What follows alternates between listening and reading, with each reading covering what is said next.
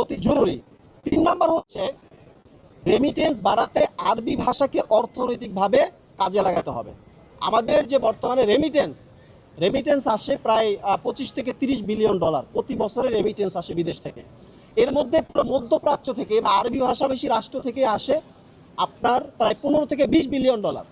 কিন্তু আমরা যদি পার্শ্ববর্তী ইন্ডিয়াকে দেখি, ইন্ডিয়া কিন্তু মধ্যপ্রাচ্য থেকে শুধু আপনার রেমিটেন্স আসে 35 থেকে 40 বিলিয়ন ডলার। তাহলে ইন্ডিয়ান শ্রমিকের সংখ্যা আমাদের থেকে কম, অথচ তাদের আপনার রেমিটেন্স আমাদের ডাবলেরও বেশি আসে। কারণ হচ্ছে দুইটা, একটা হচ্ছে স্কিলড লেবার ইন্ডিয়ানরা প্রোভাইড করে, 2 নম্বর হচ্ছে তারা হচ্ছে আরবি ভাষার ট্রেনিং দিয়ে মধ্যপ্রাচ্যে পাঠায়। আপনি দেখবেন আমাদের দেশের কোনো ডক্টর, ইঞ্জিনিয়ার বা আইটি এক্সপার্ট তারা কিন্তু মধ্যপ্রাচ্যে যায় না, তারা যায় ইউরোপে, আমেরিকায়।